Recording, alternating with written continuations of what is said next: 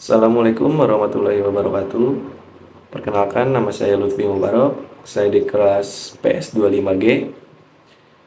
Tujuan video ini dibuat itu untuk menyelesaikan tugas ujian tengah semester mata kuliah Filsafat dan Sejarah Psikologi, yaitu berikan respon baik kritik, sanggahan, atau refleksi dari teori dan tokoh filsafat barat.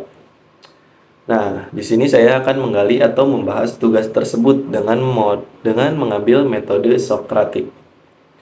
Nah, sebelum ke intinya, saya akan memperkenalkan dulu metode Sokratik itu apa sih dan metode ini tuh milik siapa.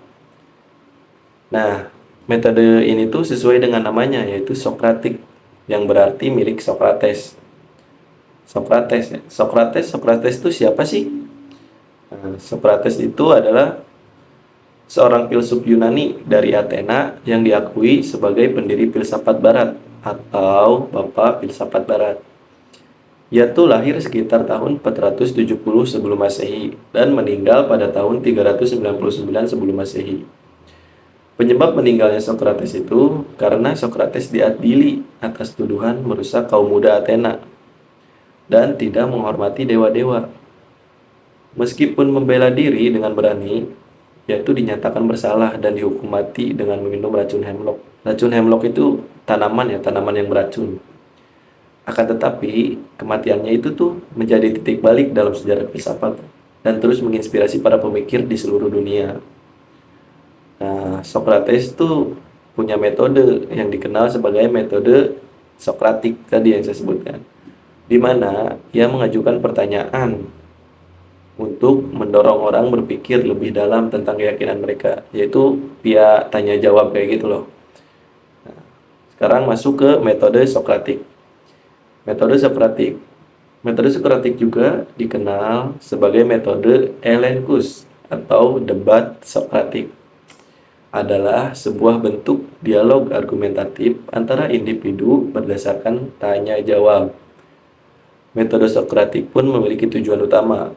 Tujuan utama dari metode Sokratik itu adalah untuk mengeksplorasi pikiran dan keyakinan seseorang melalui tanya jawab, serta mempertimbangkan bagaimana pikiran dan keyakinan ini dapat berkontribusi pada asumsi tentang topik yang sedang dibahas.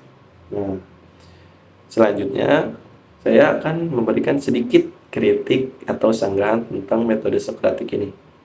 Yang pertama itu, menurut saya metode Sokratik itu memakan waktu dan bergantung hanya pada kemampuan verbal.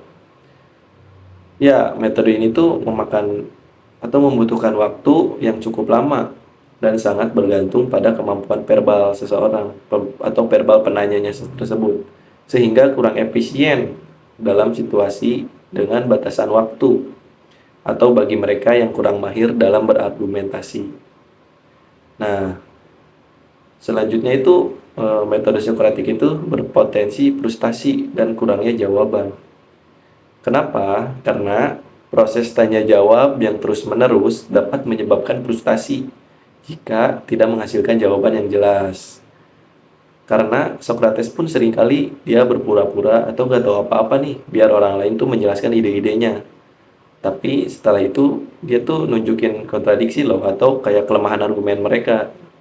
Jadi kayak nggak menjawab dengan jelas gitu loh.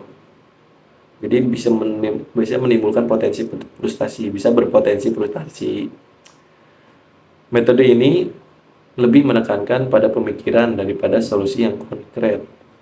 Selanjutnya, eh, metode ini tuh nggak cocok loh buat semua pendidikan. Kenapa sih nggak cocok buat semua pendidikan? Itu karena kurang tepat untuk materi yang membutuhkan penjelasan langsung atau demonstrasi teknis, yaitu dapat menghambat efisiensi waktu terbatas kayak tadi aja. Jadi kayak metode ini tuh kayak memakan banyak waktu gitu loh. Nah, yang selanjutnya tuh kayak eh, metode Sokratik ini tuh rentan digunakan sebagai alat retorika atau bukan pencarian kebenaran.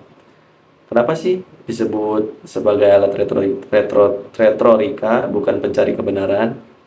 Karena metode ini tuh menggunakan pertanyaan untuk memojokkan peserta, untuk memojokkan orang lain gitu. Jadi pertanyaannya itu untuk memojokkan orang lain gitu. Dan memimpin pertanyaan agar mengarahkan pada kesimpulan yang ditentukan. Ini menjadikan metode ini tuh tidak lagi murni dialogis gitu, kayak seakan-akan buat nyerang seseorang aja gitu. Nah, selain kritik, di sini juga saya akan memberikan sanggahan atau pembelaan terhadap pemikiran Socrates. Socrates itu pernah dituduh merusak kaum muda ya. Nah, menurut saya, dia tuh sebenarnya bukan ingin merusak kaum muda, melainkan ingin mendorong mereka untuk berpikir kritis dan mandiri. Jadi dia tuh ngedorong para pemuda untuk mempertanyakan nilai-nilai yang ada dan mencari kebenarannya itu sendiri. Nah, terus Socrates itu pernah dituduh tidak percaya pada dewa.